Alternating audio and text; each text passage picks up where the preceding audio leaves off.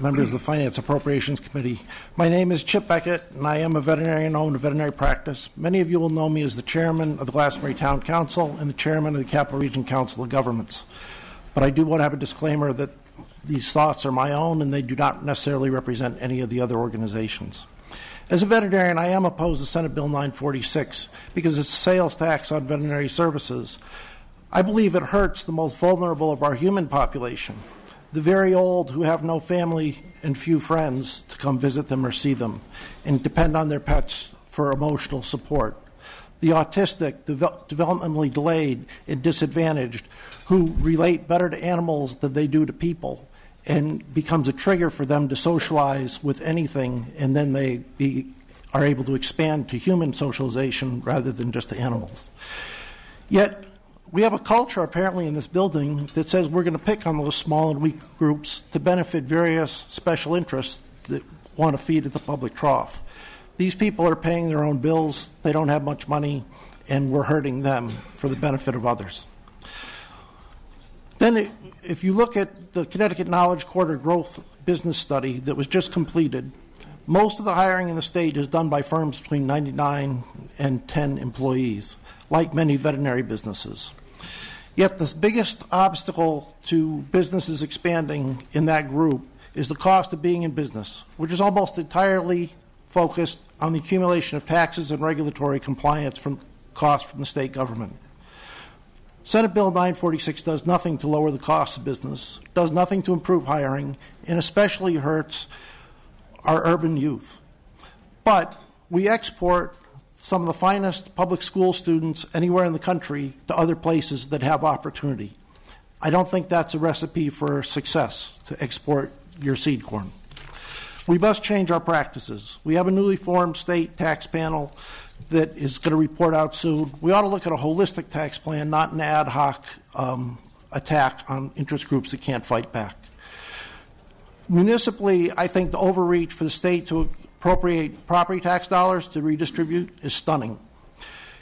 Do you plan on redistributing the real estate taxes next year? Do we plan on eliminating town government or boards of education or both because there's no money left to run the towns because the state has sucked up all the money? We need to spend smarter with the money that we invest. CROG and other groups have pioneered lean back office systems that are rolling out right now. Those groups can be expanded and have virtually no scaling costs. We just need to stick with them. Finally, I will say leaders need to lead. If we want to change Connecticut's direction, we need to change the rules for elected and appointed officials first. We need to implement defined contribution plans for yourselves, HSA-compatible health care as a standard policy, and not to count elected or appointed years of service to civil service retirement benefits. Remember to manage credit and debt as if you were handing the bill to your grandchildren, because that's what you're doing. And finally, if you are serious about making some of these changes, you'll be amazed at the cooperation the state would provide you. Thank you very much. Thank you, and thank you both for your willingness to consolidate your testimony in the interest of time. I know myself in particular, some of the most feedback I've gotten from constituents has been about this tax on veterinary services, as so many of us have pets at home, but also many of us have a large number of farms in our districts as well, that this would deeply impact their costs as well, because you're adding that 6.35% onto unnecessary costs of doing business for them throughout our state. So I'd like to open it up for any questions from any committee members. Dr. Srinivasan. Thank you, Representative. Thank you, gentlemen, for being here this afternoon with your testimony.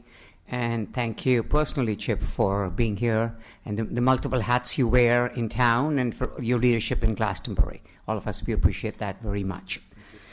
Getting back to our subject matter on taxes, would you say that this tax on the veterinarian tax that we're talking about, if it were to be applied, would impact our citizens both on the low-income end and on the middle-class income as well? Groups of people that I think we just cannot afford to have any negative impact as far as taxes are concerned. Okay. Yeah, thank you. I feel that it will impact all levels, And in particular, when animals are ill and they require the kind of care and treatment that is a higher level, it doesn't. That decision knows no class. People will finance whatever they have to do to help their animals. And these days, animals get MRIs and CT scans and advanced surgery, often with specialists. And you don't need to be wealthy to be able to finance that. But ultimately, if there's a tax on it, they're going to be financing a lot more money, and that's going to harm both the working poor, and the middle class. So I think yes. Yes, Representative Srinivasan. The reason I talked about the humans is because I've always been a big advocate of the human-animal bond, and it's been 40 or 45 years that people have really done research and seen how much animals can benefit human mental health and behavioral health. And one of the things that strikes me is the young, parents with young children that find out they have problems in their 20s. They aren't at the peak of their earning cycle. The working poor, the elderly are all going to be disproportionately hurt because they have less money than anybody else. They'll give up their pets because they won't be able to afford it, or they'll opt not to get a pet for those help. Then we're going to institutionalize people or look for community resources. And we've been through the whole Sandy Hook thing about how we need better mental health services. And now you're going to burden them when there's readily available things for many people to get a little bit of support that's self-directed and not need bigger intervention services from the medical community. So I think it would make a huge difference to those groups. One more comment, if I may, and I alluded it to in my introductory comments, is, we talk about veterinary care. We don't talk about services. This is a health care field. And so we're providing basically something that people have to have. There is no option. There are options, but they're not pleasant ones. And we don't want to force people into those kind of decisions. And then there's a lot of animals that are not pets. And that wasn't addressed either. And that falls well within our realm of care. And that goes to service animals. What are we going to do about that? Are we going to exempt those, and how do you decide? And it really does get very complicated, and I don't think it's wise to put a burden on people that already have life challenges. So, thank you very much for your testimony and your support for the, as you said, the impact it will have on not just the rich, but on everybody in the state of Connecticut.